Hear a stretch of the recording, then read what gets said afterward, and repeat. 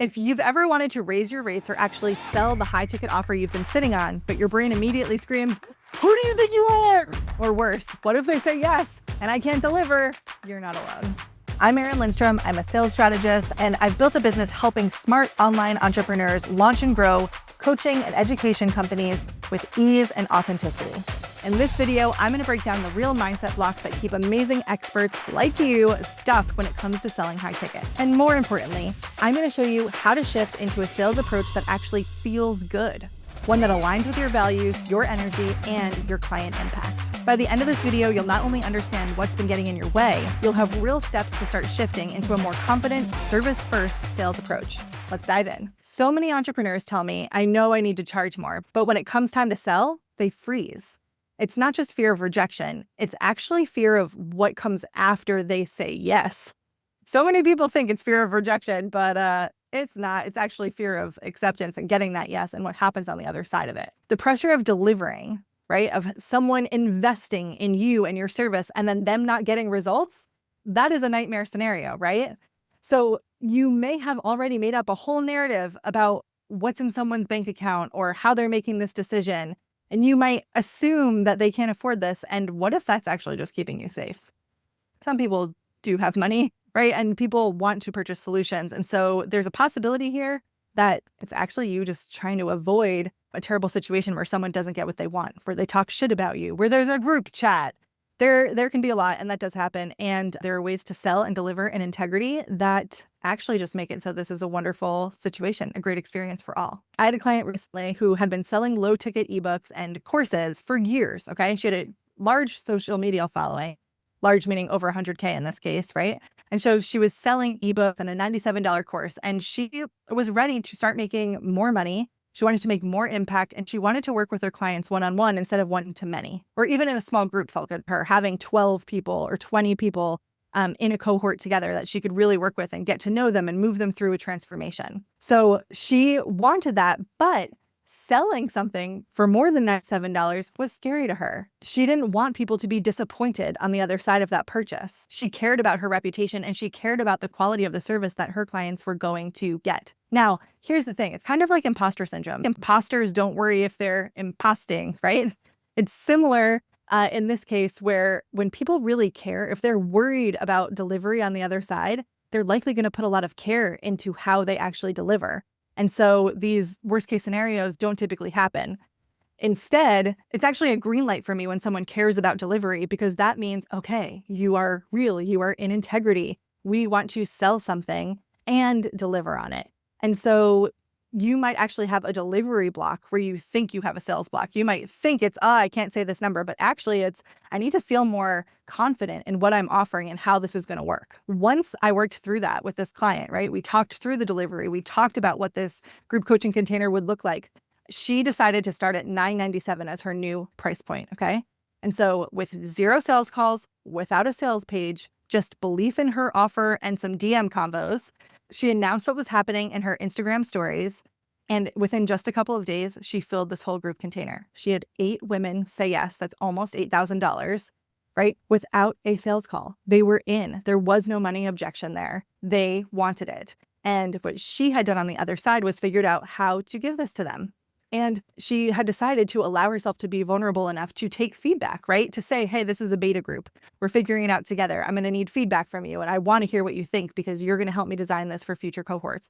And they were all into that. By enrolling those 8 women, not only did she make almost $8,000, but that was a belief breakthrough, right? She now knows that she can do that again and again. And that changes things from going from 97 to 997. And I would bet that she could go to 1997 very quickly and probably up from there. A mindset shift that you want to consider is that selling at a high level isn't about getting money, okay? It's actually about offering transformation. You are quite literally in the service industry, okay? You are offering someone support with something. And that is more than the product or the process. They're actually buying the full experience of being with you, right? And when you're even on a sales call with them, you are offering a service. You are listening to them.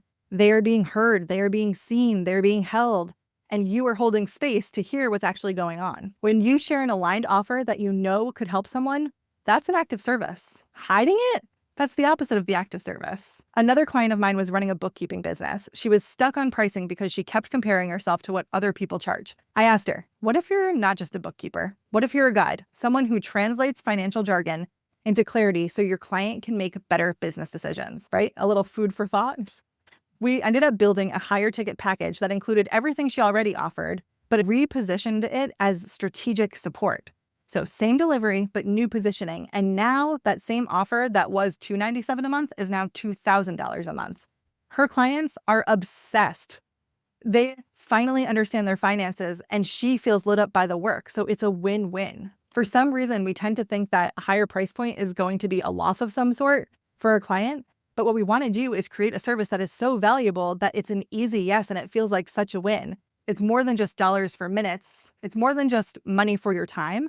It's for the actual transformation and experience that they're having. So how do you actually make these shifts that start to actually make sales feel better? First, start noticing your own money stories. Expensive is a relative term. Some people spend $2,000 on a shirt. Some people won't spend $20 without a coupon, right? Instead of assuming what others will think, get curious about your own relationship with money. How do you feel about tipping, groceries, gift buying? What did you learn growing up about what's worth it? Start to say your prices out loud in private, like in the shower or while driving, and say them double, right? Go ahead and triple them. Say them 10 times the amount that you're actually charging. Get used to hearing that and see how it feels in your body. A funny thing happens when you start to use much bigger numbers. When you come down to what your real prices are, they seem a whole lot easier to say. And that's important. The way that it feels to you as you're actually saying these words matters. You want to be in a situation where you feel comfortable so that when you are on a sales call, when you say these numbers, your nervous system isn't freaking out.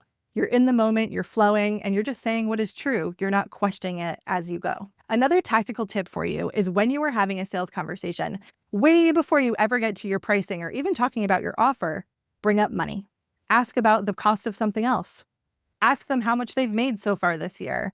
Or if they mention other services they've done, like perhaps getting a brand new website or photography, ask them approximately how much was that investment for you? Start gathering information that makes sense and pertains to what you're talking about, but pull numbers out of that so that when your price is said, it's not the first, quote, big number that was said on this call. In fact, it might seem small in comparison to the others. The good news is that when you do this work consistently, I know, playing with the numbers, but just getting more comfortable overall with sales, the good news is that you not only feel better during sales calls, but you actually end up selling more. When you become more confident in your value, you make more over the lifetime of sales and you expand what you believe is possible. So the more and more you believe this and believe that this is an easy yes, the more that becomes true, and not in just some woo-woo way. Now, if you're listening to this and you're like, okay, yes, I've been doing this. I've tried the mindset stuff. I've done the journaling, like blah, blah, blah, whatever. In that case, it might actually not be a mindset thing. In fact, I think too many times we're like, oh, it's mindset, but it might actually be a strategy issue, right? You might actually need some support working through this piece of the puzzle. And that is what I do. That is what me and my team do together. We help you refine your offer, write copy that actually reflects your brilliance, and give you feedback on your sales materials and conversations. Because sometimes when you're having conversations over and over, you think you're doing okay. You don't even notice the little things that are happening, and having outside feedback can actually be very helpful. If you've wished that someone could just tell you what to say or how to say it so it actually lands, we actually do that. The truth is sometimes it's not that you're stuck, it's just that you're so close to your own genius to actually be able to see it. So having someone who can come in and look at everything and then work collaboratively with you on it changes the game. So here's what I want you to take away. Number one, you're not bad at sales. You just need the right frame. Number two, sales is a service, period. Number three, confidence comes from clarity and consistency. And four, the right support can turn confusion into conversion. I have a quick question for you, and I would love for you to drop your answer in the comments. What mindset shift or strategy shift would help you feel more confident in your next sales conversation? What do you feel like needs to actually change? Let me know in the comments below. And if you're ready to sell in a way that feels aligned with your values and client impact, then make sure you download the Aligned Sales Checklist and Journal Prompts. It'll walk you through the key mindset tweaks, help you identify what's really blocking you, and give you the exact next step to move forward with clarity. This isn't fluff, okay? It's the tool I give my private clients who are transitioning into high-ticket sales and need a clear, grounded path forward. Thank you for being here. Seriously, I know talking about sales can feel heavy or cringy, and I just want you to know it really doesn't have to be. When you sell from a place of service, everything changes. Sales become less about pressure and more about possibility. So go create some transformation today, and I will see you in the next video.